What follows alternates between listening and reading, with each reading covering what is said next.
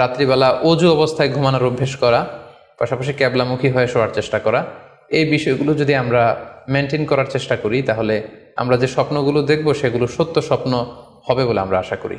প্রিয় সুধী, এবারে আমরা জানবো স্বপ্নের দ্বিতীয় প্রকারের ব্যাপারে, অর্থাৎ যেটাকে আরবিতে বলা হচ্ছে হলম, বা আমরা বলেছি শয়তানি, যেটা শয়তানের পক্ষ থেকে আসে।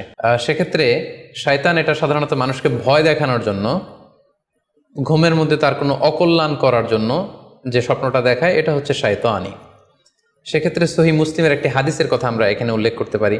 সেখানে আল্লাহ রাসূল সাল্লাল্লাহু আলাইহি ওয়াসাল্লাম বলেছেন, আর রুইয়া মিন আল্লাহ, ভালো স্বপ্ন হচ্ছে আল্লাহর পক্ষ থেকে, ওয়াল হুলমু মিনাশ শাইতান, আর খারাপ স্বপ্ন হচ্ছে শয়তানের পক্ষ থেকে।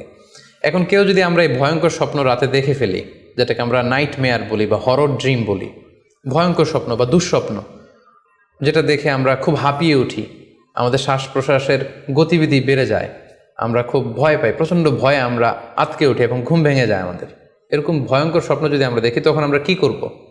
এ ব্যাপারে কি ইসলামের কোনো দিক নির্দেশনা আছে? হ্যাঁ, অবশ্যই দিক নির্দেশনা আছে। সেক্ষেত্রে আমরা সহিহ মুসলিমের একটি হাদিস উল্লেখ করতে পারি এখানে, যেখানে আল্লাহ রাসূল সাল্লাল্লাহু আলাইহি ওয়াসাল্লাম বলেছেন, ইযা রাআ আহাদুকুম আর রুইয়া ইয়াকরাহুহা, তোমাদের কেউ যদি রাতে এমন কোনো স্বপ্ন দেখে যেটা সে অপছন্দ করে, মানে ভয়ঙ্কর ভীতিকর দুঃস্বপ্ন যদি সে দেখে, তাহলে ফাল ইয়াবসুক আন ইয়াসারিহি সালাসান, সে যেন তার বাম দিকে 3 বার থুতু ফেলে।